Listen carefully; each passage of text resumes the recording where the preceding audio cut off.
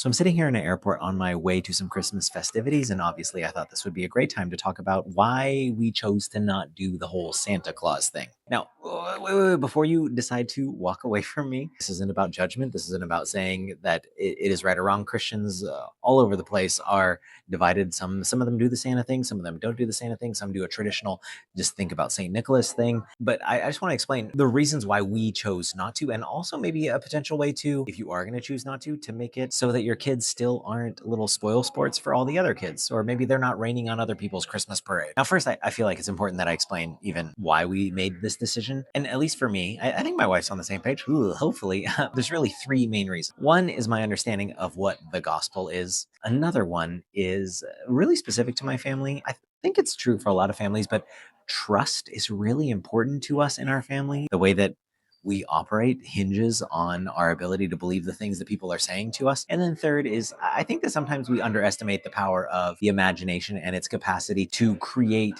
fun experiences in different contexts. So first, it's the gospel bit. This actually was something my wife's brother's wife. So I guess that makes her my sister-in-law, kind of in-law.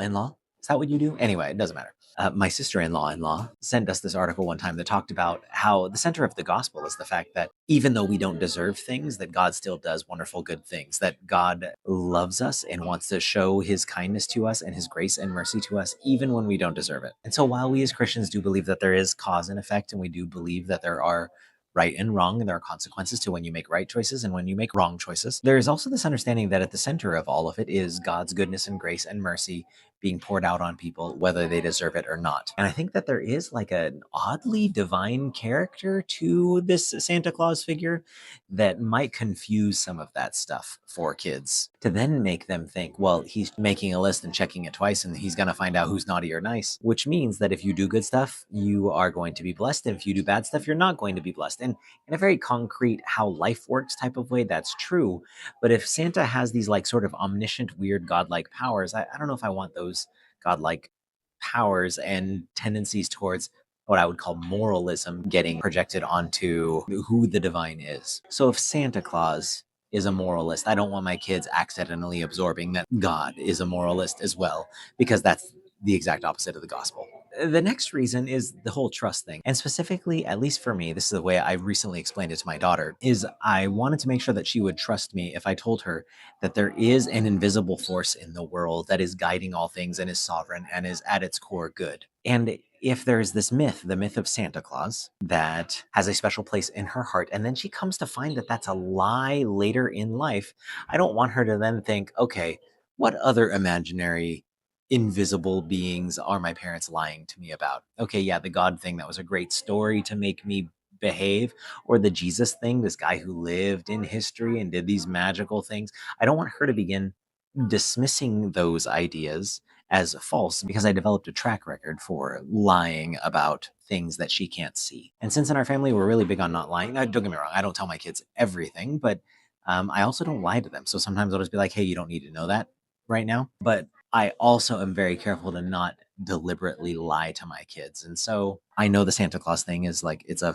fun and games thing. And part of it is like the deception piece. But like in our family, it's been really important that deception isn't part of our conversation, especially about when we're talking about things that are real and things that happen in this world as reality. And so if gifts appear below the tree, I don't want her thinking that those things came from a place that is not true. Now, again, some kids like the unveil of it was a whole fun game all along, and we misled you so that now you can be in on the joke. And for some families, that's really great, and no judgment here if that works for you guys. But just knowing that our own set of values and our own personal pasts that value that sort of thing and wanting to not feel deceived, it makes it so that we kind of want to make sure that we're telling the truth and our kids don't doubt when we say maybe there are invisible things that are also true. The last thing I would want to do is set up my kids to think that God is another one of those things that we made up to make them behave as little kids at the right time of year. And the last little piece is that I think that sometimes we underestimate the capacity for kids to have fun just using their imaginations,